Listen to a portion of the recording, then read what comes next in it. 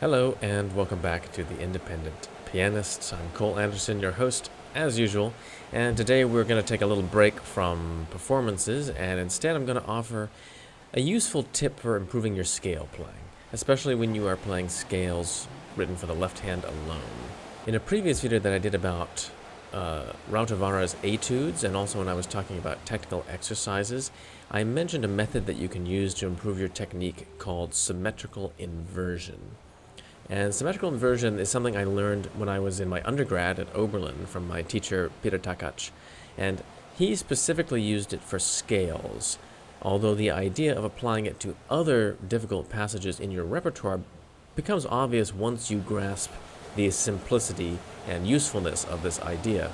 So just to recap what exactly symmetrical inversion is, if you look at the keyboard, you'll notice that whether from design or more probably from chance, the keyboard is a symmetrically constructed instrument around the two focal points of D and A flat. So all that means is that if you play a chromatic scale in contrary motion, starting from D or A flat, you will get the exact same pattern of black notes and white notes, and you'll be able to use the exact same fingering in both hands.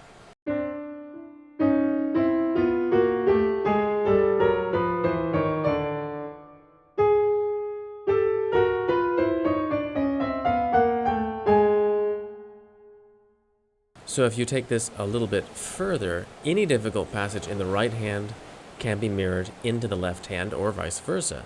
So if you're playing an E in the right hand, that will equal a C in the left hand. An F in the right hand always equals a B in the left hand. An F sharp in the right hand always equals a B flat in the left hand, and so forth. So if you invert difficult passages in this way, you completely eliminate any difficulty of coordination, and instead you end up with the exact same technical difficulty mirrored in the opposite hand. So by doing this, you can give the left hand the exact same workout that the right hand is getting in difficult passages, which is very useful considering how much focus is usually put on the right hand even in classical and Baroque music, but especially in Romantic music. There's a lot of emphasis oftentimes put on the right hand and very difficult passages written for it. And oftentimes our left hand will kind of lag behind as a result. So as an example of this, there's this passage in Clementi's F sharp minor sonata, which I actually uploaded on this channel not long ago. And it's a very tricky passage from the last movement in double thirds, like this.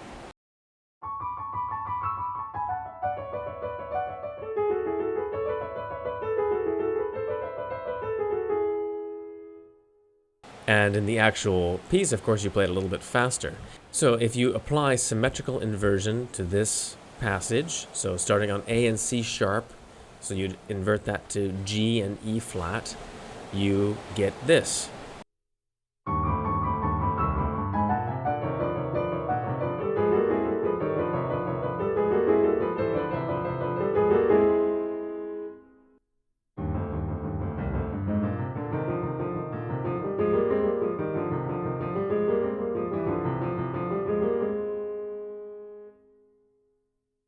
So at first, this kind of technique seems kind of mind-bending, but once you get used to it, it's actually very, very easy and very natural, because you can actually see the inversions. You can see the exact patterns being inverted in one hand to the other, and you just use the same fingering in both hands. It actually becomes very simple and very smooth.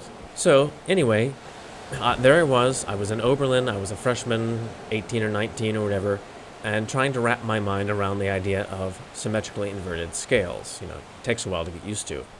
But one thing that pretty quickly presented itself to my mind was the physical relationship between scales in sharps with scales in flats, because I noticed that every major scale, when mirrored in the other hand, also mirrored to another major scale, and it would mirror to the equivalent number of sharps or flats. So what I mean is that, for example, if you were playing G major in your right hand, which has one sharp, that would symmetrically invert to F major in the left hand, which has one flat. In fact, it always inverts the same way, too. If you're starting from the tonic in the right hand, it's going to invert, and you're going to start on the third of the scale in the left hand with the same number of sharps or flats. So again, if you're playing D major in the right hand, two sharps, that symmetrically inverts to B flat major, two flats.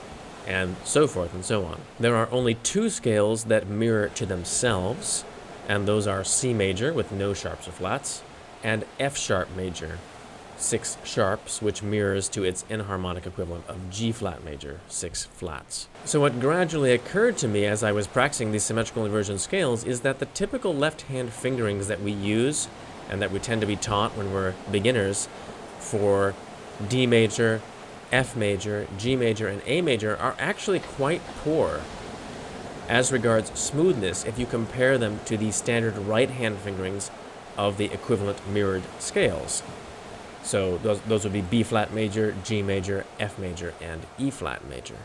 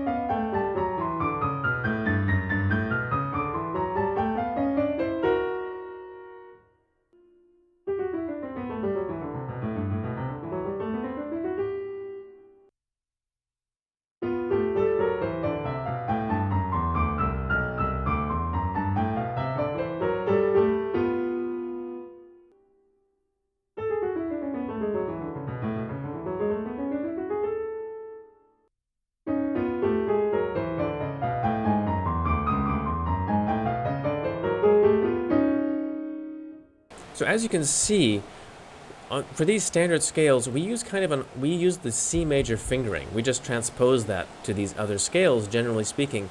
But it's actually a little bit awkward because if you use the C major scale fingering in G major, for example, you have to use your fourth finger on a white key, and that requires you to do some kind of awkward movements of the hand in order to accommodate transferring your thumb, especially when you're going in descending motion. It's always easier to play a scale if your fourth finger is falling on a black key.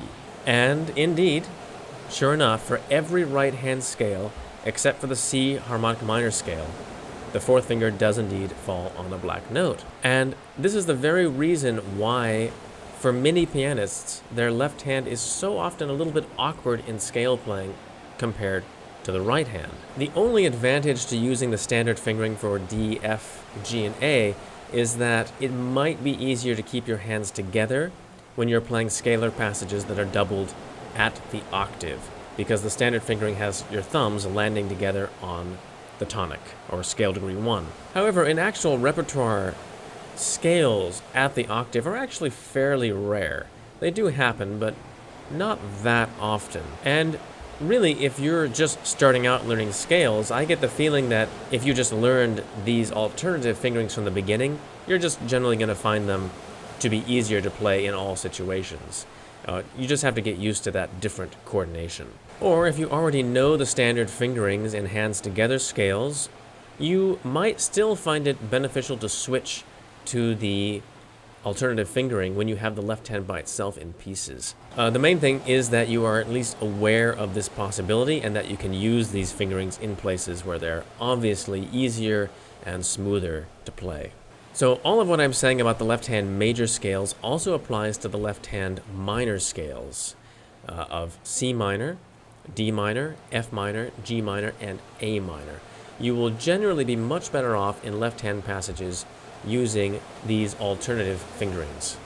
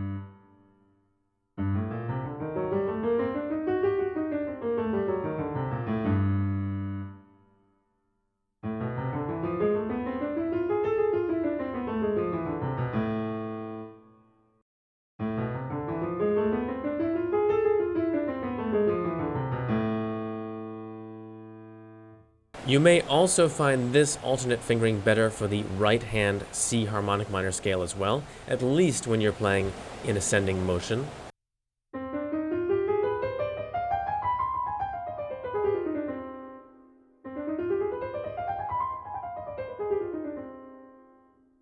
So this isn't to say that the standard fingerings can't be mastered, and they have been mastered by many great pianists. But I think for most people out there, the alternate fingerings are actually going to feel way better and work much better. They're just going to make it way easier for you to mold your fingers to the keys for these scales. And of course, beyond just scales, using symmetrical inversion can be really useful whenever you want to find a good fingering for left-hand passages. And if you're like many pianists, you might find that your left hand generally feels a little bit awkward in comparison to the right hand. And for me, I always found that it was sometimes more difficult to determine the best fingering in my left hand when I had tricky left hand passages. So something that I would sometimes do is I would symmetrically invert a tricky left hand alone passage into the right hand, and my right hand would find the more comfortable fingering much more easily. And then I would generally use that fingering in the left hand. So it's a good technique if you are stuck with a kind of a weird left hand passage and you're trying to find the most natural fingering.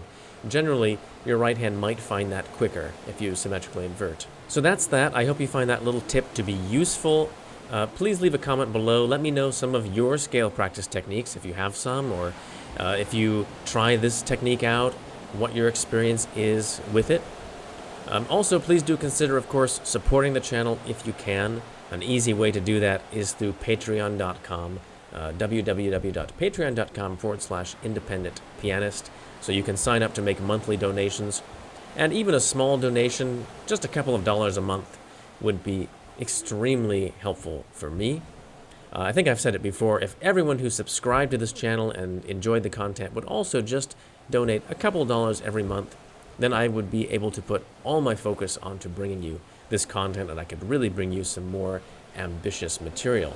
You can also make a one-time donation through PayPal or Revolut. I have links for that in the description box as well, or you can study with me if you want to. Just drop me a line at cole@independentpianist.com and we can schedule a consultation. But if you don't want to support the channel financially, or you can't yet, feel free to just like the video, subscribe, and stay tuned for more great music next week.